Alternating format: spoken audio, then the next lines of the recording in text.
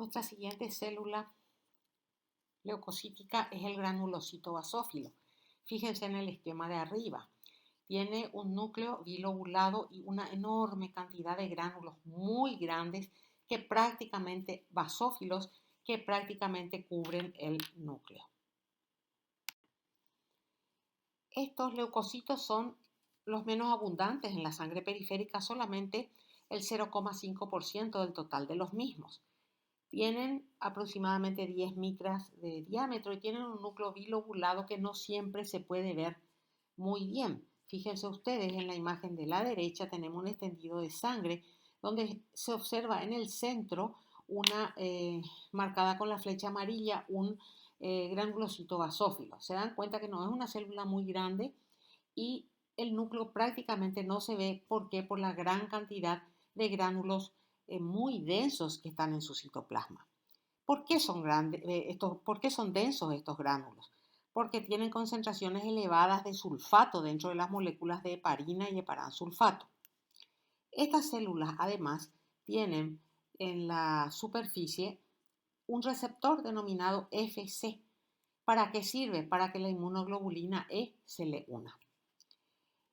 En su superficie, además del receptor Fc, expresa otra molécula, CD40L, que es CD40 ligando.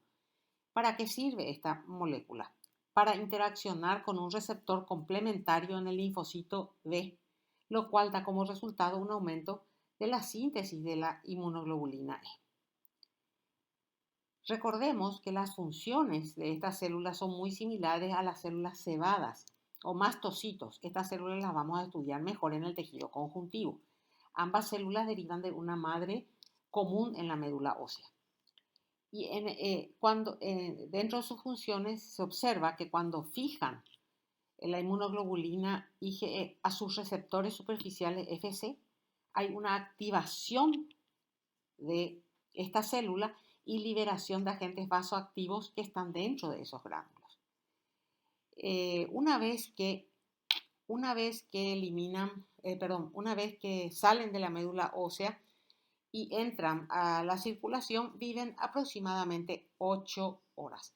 En la imagen inferior derecha estamos viendo una microscopía electrónica de un basófilo. Parece tener dos núcleos porque el corte no incluyó el hilo cromatínico que une los dos lóbulos. Y fíjense los gránulos grandes y muy densos.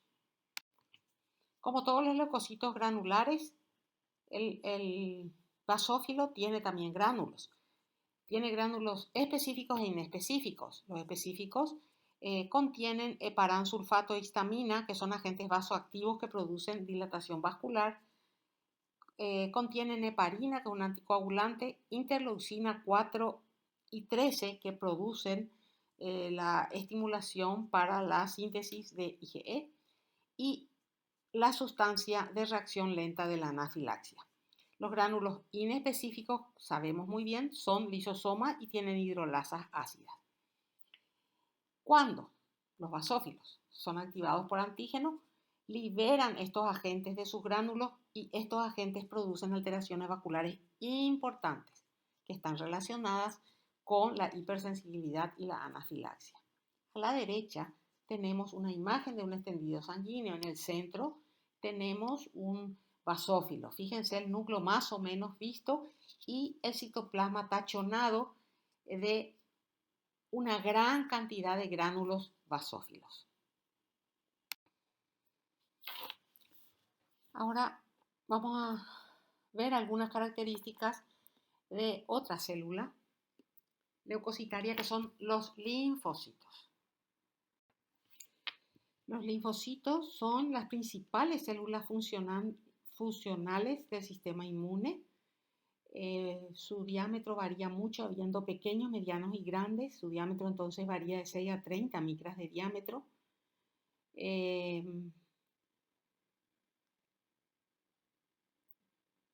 Todos juntos, los linfocitos corresponden a un 30% de los leucocitos y son los agranulocitos. Muy bien, los linfocitos son las principales células funcionales del sistema inmune. Tiene una gran variación de tamaño, habiendo células pequeñas, medianas y grandes. Así su diámetro varía de 6 a 30 micras. Los linfocitos corresponden al 30% de los leucocitos y son los agranulocitos más comunes. Estas no son células terminalmente diferenciadas, porque cuando se las estimula son capaces de sufrir divisiones y diferenciaciones en otros tipos de células efectoras. Pueden salir de los vasos sanguíneos a los tejidos y luego volver a entrar a dichos vasos, en lo que llamamos recirculación linfocitaria. Tenemos tres tipos de linfocitos desde el punto de vista funcional. El linfocito T, 60-80% de los linfocitos, el B, 20-30% de los linfocitos y el NK o células asesinas, del 5-10% de los linfocitos. En la imagen de la derecha tenemos un extendido de sangre donde observamos dos linfocitos. Fíjense que los linfocitos, uno es más grande que el otro, pueden ser células redondeadas o ligeramente, células redondeadas con núcleos también redondeados o ligeramente hendidos, muy oscuros, hipercromáticos, teniendo una escasa cantidad de citoplasma basófilo. Claro. En la microscopía electrónica, esta célula tiene un núcleo que, como dijimos, puede ser redondeado o hendido. Acá vemos un núcleo hendido y un citoplasma con muy escasos orgánulos, donde podemos encontrar gránulos azurófilos, muchos ribosomas libres y unas pocas mitocondrias. Vamos a ver algunas características de los distintos tipos de linfocitos. Vamos a ver nada más que características en general, porque este tema lo vamos a tocar en la parte del sistema inmune. Lo vamos a ver extensamente en ese capítulo. Los linfocitos T son muy importantes para la inmunidad mediada por células y en su superficie expresan moléculas proteicas como la CD4, CD8 y además moléculas de reconocimiento que se llaman TCR, como estamos viendo en nuestro esquema de la derecha. Los linfocitos T conforman el 60 al 80% entonces de todos los linfocitos. Tiene células progenitoras en la médula ósea, pero su maduración definitiva la realizan en el timo. Los linfocitos T, tenemos tres tipos de linfocitos T. Los linfocitos T CD8, llamados también citotóxicos, que son efectores primarios de la inmunidad mediada por células. ¿Para qué sirven? Para reconocer antígenos en células que están infectadas por virus o células que tienen transformación neoplásica. Después están los linfocitos TD-CD4 coadyuvantes o helper. Sirven para la inducción de la respuesta inmunitaria frente a un antígeno. ¿Qué hacen estas células? Sintetizan y secretan linfocinas que afectan la función de otros linfocitos, B, T o NK. Y después están los linfocitos TCD8 supresores, que disminuyen o suprimen la acción de los linfocitos T y B. A la derecha, nosotros tenemos dos lindas imágenes de linfocitos. Se dan cuenta, núcleos redondeados, cromatina muy densa y escaso margen de citoplasma basófilo en la imagen superior y ligeramente acidófilo en la imagen inferior. Los linfocitos B participan en la producción de anticuerpos circulantes. Expresan en su superficie inmunoglobulina M e inmunoglobulina D. En los extendidos sanguíneos no se pueden distinguir de los linfocitos T. Acá tenemos una imagen de microscopía electrónica donde vemos un citoplasma con pocos gránulos, un núcleo algo irregular con heterocromatina periférica y eucromatina central.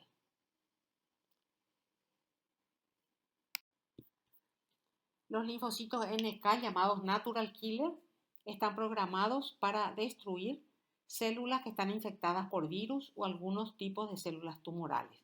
Estas son células más grandes que los linfocitos T y B, tienen gránulos citoplasmáticos grandes y secretan un agente antivírico, el interferón gamma. Se los llama también linfocitos granulares.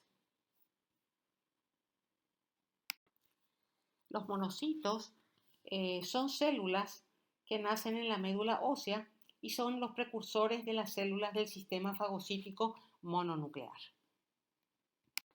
Son células bastante grandes, de 15 micras de diámetro, tienen un citoplasma con gránulos azurófilos, como dijimos, se origina en la médula ósea y al salir de la médula ósea permanecen en la sangre solo 3 días.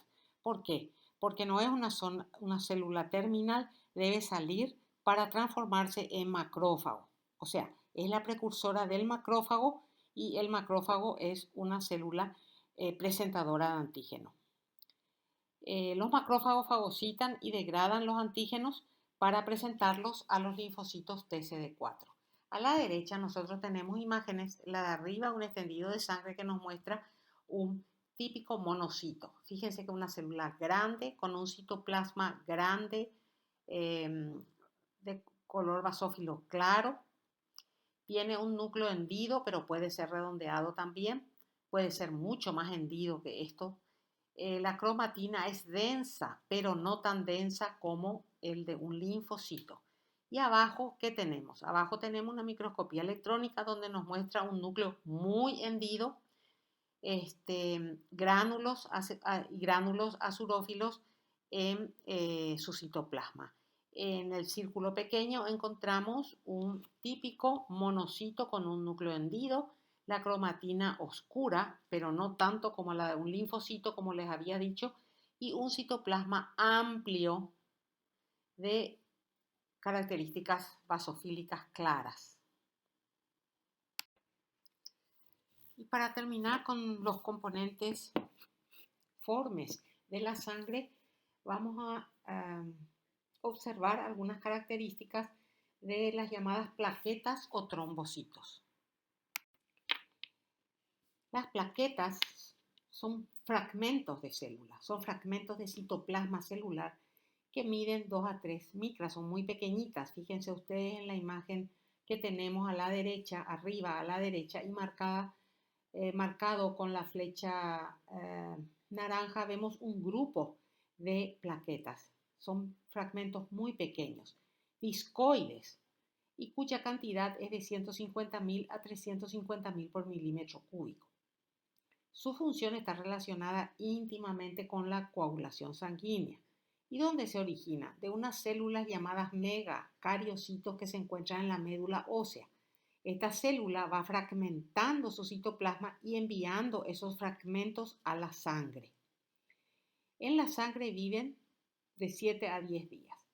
Estos fragmentos celulares tienen una parte central más teñida llamada cromómero y una parte periférica más clara llamada hialómero. Acá tenemos un esquema que nos muestra los constituyentes de una plaqueta. Fíjense que están divididos en zonas. Hay una zona periférica, una zona estructural, una zona de orgánulos y una zona membranosa. Y dichas zonas están marcadas individualmente por flechas de diferentes colores. La zona periférica es el glucocáliz, es la parte externa de la plaqueta y está constituida por glucosaminoglucanos, glucoproteínas y además factores de la coagulación que son absorbidos desde la sangre. Marcada con la flecha amarilla encontramos la zona estructural. La zona estructural es una red de sostén para la membrana plasmática de la célula y está constituida por microtúbulos, filamentos de actina, miosina 2 y proteínas fijadoras de actina. Después vamos a otra zona, la zona de orgánulos, marcada con la flecha naranja en nuestro esquema. Está constituida por mitocondrias, glucógeno y muchos gránulos. Estos gránulos son muy importantes porque el contenido de los mismos desempeñan un papel muy importante en la coagulación sanguínea. Después tenemos una zona membranosa, que está señalada en nuestro esquema con la flecha de color celeste. Tiene dos zonas. Una zona llamada sistema, son canalículos, ¿verdad? Una zona llamada sistema canalicular abierto, que es un resto rudimentario de los canales de demarcación de la plaqueta. Son invaginaciones de la membrana plasmática en el citoplasma. Y después hay otro sistema que no comunica con el exterior, tubular, llamado sistema tubular denso, que contiene, en este sistema encontramos material electrodenso originado en el retículo endoplásmico rugoso del megacariocito y sirve como depósito de calcio. Los gránulos que se encuentran en la plaqueta son los gránulos alfa, que son los que están marcados estos con las flechas de color naranja. Los gránulos alfa contienen factores de la coagulación. Los gránulos delta contienen ADP, ATP, serotonina e histamina, muy importantes para la adhesión plaquetaria y la vasoconstricción en el sitio de lesión vascular. Y los gránulos lambda, que en realidad son lisosomas, contienen enzimas hidrolíticas. ¿Cuál es la función de las plaquetas? Mantener la integridad del endotelio, detener las hemorragias, promoviendo la coagulación local de la sangre y cumplen también un papel importante en la reparación del tejido lesionado. Y ahora, para terminar con el tema de sangre, nos queda hablar algunas palabras de lo que es la hemopoiesis. La hemopoiesis se refiere a la formación de los elementos celulares de la sangre y que comprende la eritropoiesis, que es la formación de los eritrocitos, la granulopoiesis, que es la formación de las células granulares de la sangre, la monopoiesis, formación de los monocitos, linfopoiesis, formación de los linfocitos, y la trombopoiesis, que es la formación de los trombocitos. Acá tenemos nosotros una imagen que muestra una médula ósea marcada con flecha amarilla donde se produce esta hematopoiesis. En los últimos meses de la vida fetal y toda la vida postfetal, la hematopoiesis se realiza en la médula ósea. Acá tenemos también a la derecha un esquema donde me muestra un hueso, señala su médula ósea y me está mostrando todas las células que van a nacer de células madres que se encuentran en esa médula ósea.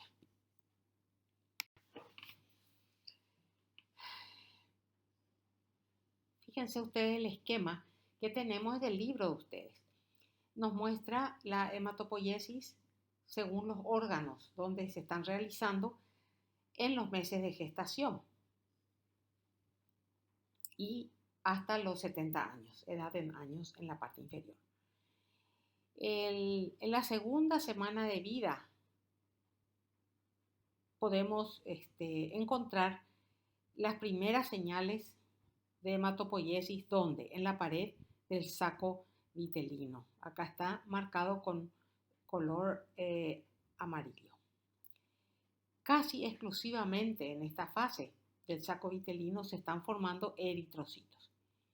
Luego, esa hematopoiesis se va trasladando del saco vitelino al hígado en gran medida en el segundo trimestre y en menor medida al bazo. Mayormente se producen eritrocitos, pero ya comienzan a aparecer algunos granulocitos y megacariocitos. Con el avance de la gestación en el tercer trimestre, la médula ósea pasa a ser el órgano central de la hematopoiesis en la vida fetal y toda la vida postnatal. Fíjense ustedes que desde el nacimiento, al principio, en las personas jóvenes, la hematopoiesis se realiza en la médula ósea de huesos largos, tibia, fémur. Y a medida que va avanzando la edad, esta se localiza preferentemente en huesos planos, como costillas, esternón y vértebras. Las células entonces derivan de la médula ósea. ¿Dónde están la médula ósea? Dentro de los huesos. La médula ósea está constituida, fíjense, acá a la derecha tenemos un esquema que con marcas de sus constituyentes.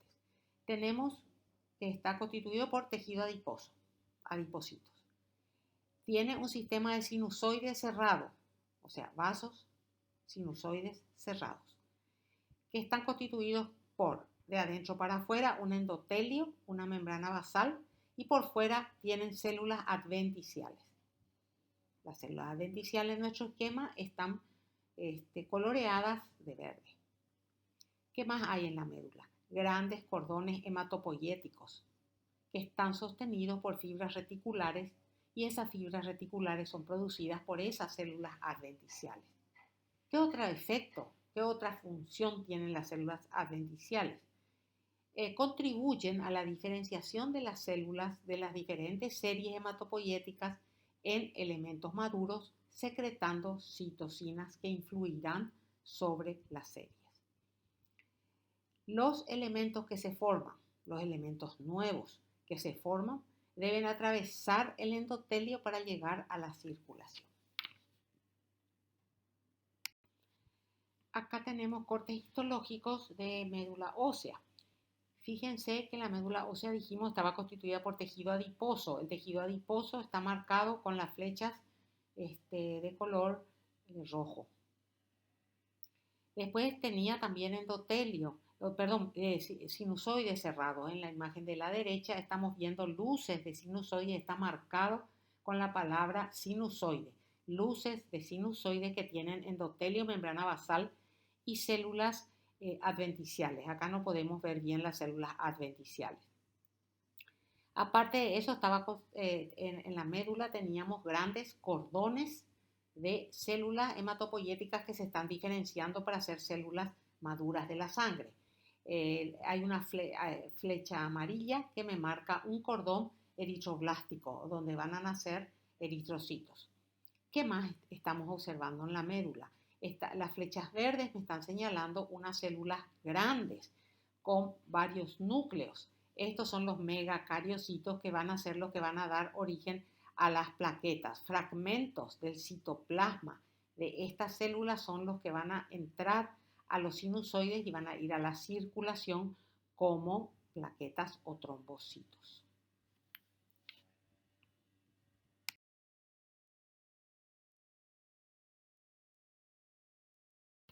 Acá tenemos un esquema de toda la hematopoiesis. Vamos a analizarlo parte por parte. Marcada con la flecha roja encontramos nuestra célula madre hematopoyética. ¿Se acuerdan? Nuestra célula madre hematopoyética. Esta va a dar dos tipos de células progenitoras. La célula progenitora linfoide común y la célula que está marcada con la flecha verde, y la célula progenitora mieloide común, que está marcada con la flecha amarilla. Dos grandes células progenitoras. Veamos un poco qué pasa con la célula progenitora linfoide común. La que está marcada con la flecha verde va a dar origen a el linfocito pre-NK, que después se va a transformar en linfocito NK y así va a circular, y también en los tejidos la misma cosa, va a estar como linfocito NK. Después tenemos linfocito pre-T, que después se va a transformar en linfocito T, y en la sangre como linfocito T, y en el tejido también conjuntivo como linfocito T. Después tenemos linfocito pre-B, que va a entrar a la sangre como linfocito B maduro, y en los tejidos se va a transformar según necesidad en un plasmocito. Muy bien. La célula progenitora mieloide común, que está marcada con la flecha amarilla, va a dar origen a dos células progenitoras. Acá en nuestro esquema se ve una de ellas, la célula progenitora granulocítica monocítica, marcada con una flecha celeste, y la célula progenitora megacariocítica de la serie megacariocítica eritrocítica, que está marcada con una flecha lila. Veamos la primera, la célula progenitora granulocítica monocítica va a dar origen. ¿A qué va a dar origen esto? Va a dar origen a una célula precélula dendrítica que después se va a transformar en los tejidos en una célula dendrítica. Va a dar origen a una célula progenitora de neutrófilos. Como neutrófilos va a entrar a la sangre y va a salir de la sangre como neutrófilos hacia los tejidos sin sufrir ningún cambio. La célula progenitora de basófilos mastocitos, fíjense, por un lado va a dar origen a la célula progenitora de los basófilos van a entrar a la sangre y como tales van a poder salir a los tejidos.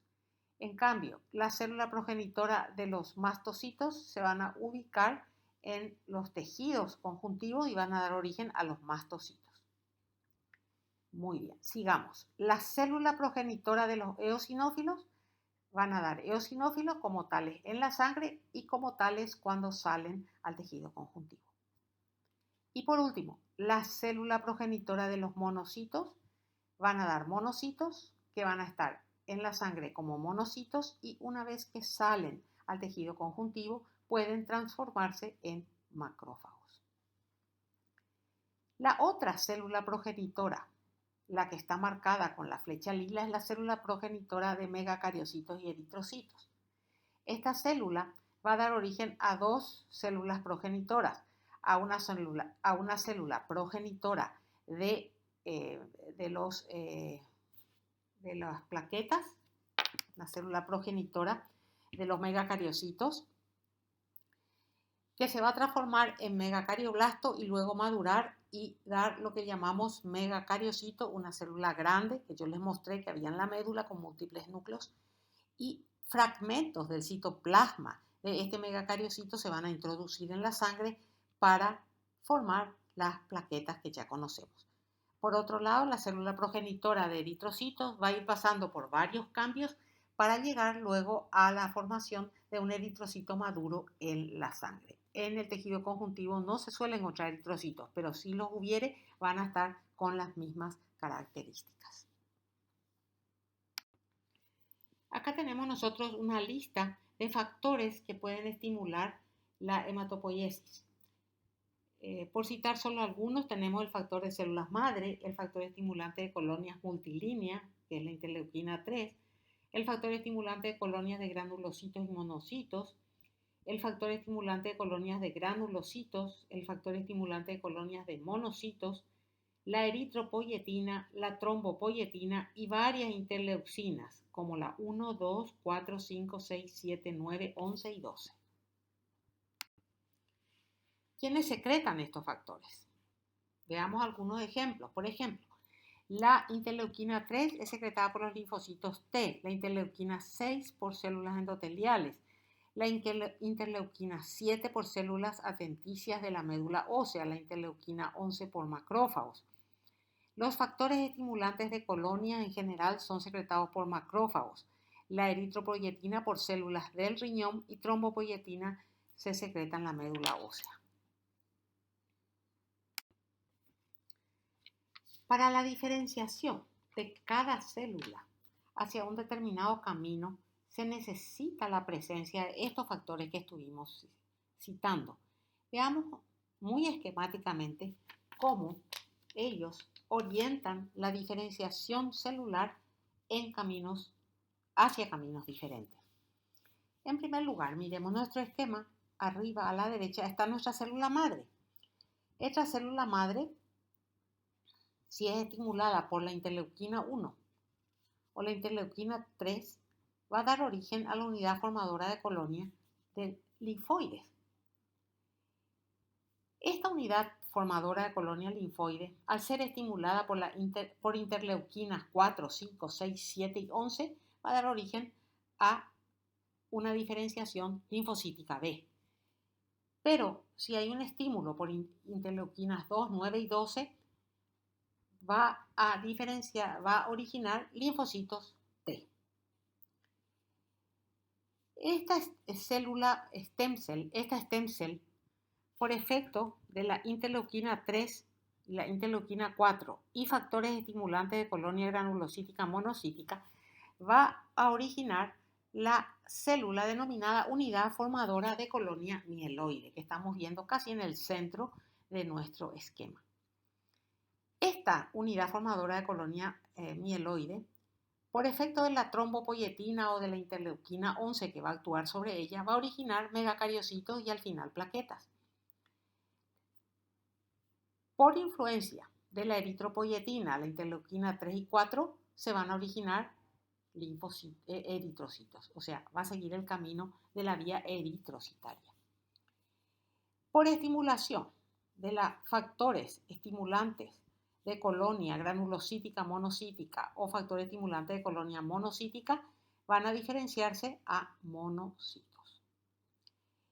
Esta misma unidad formadora de colonia mieloide, por estímulos de la interleuquina 4 y de la interleuquina 3, va a diferenciarse para dar basófilos. Por influencia de la unidad formadora de colonias granulocítica monocítica, unidad formadora de colonias solo granulocítica y la interleuquina 3, esa célula originará neutrófilos.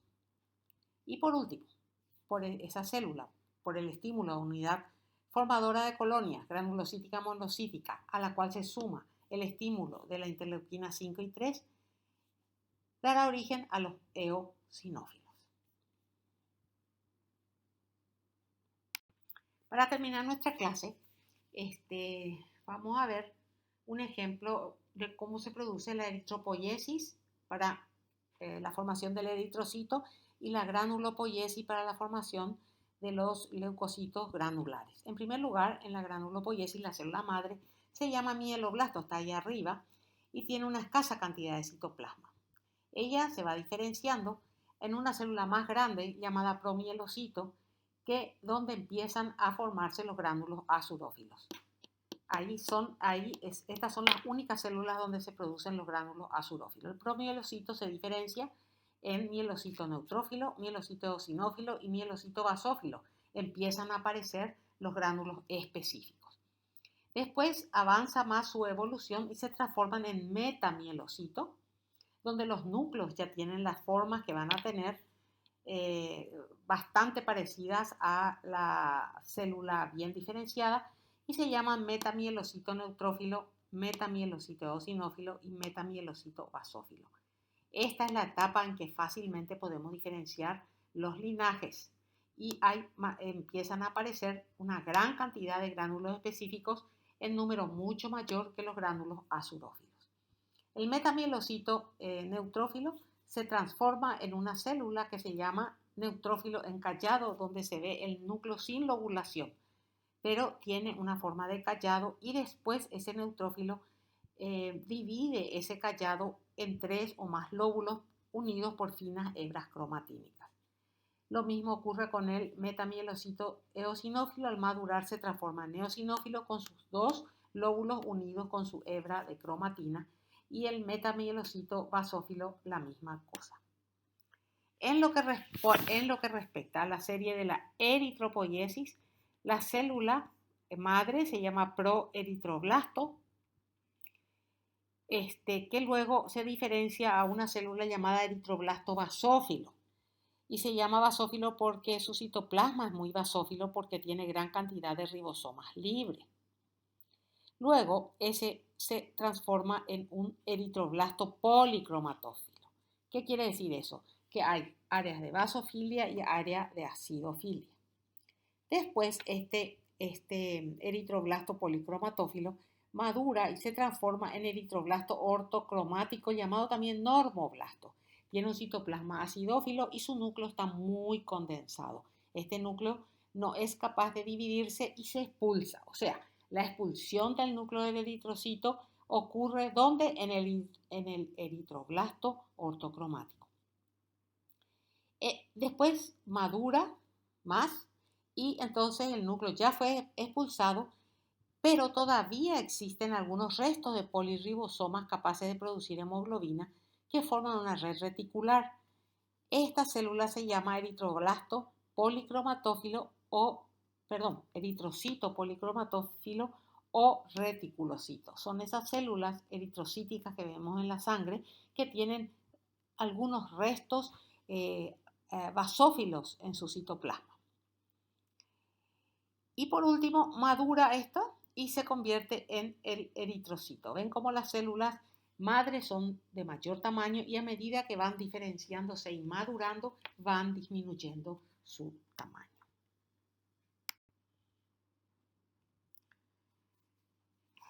Con esto terminamos nuestra clase de tejido sanguíneo.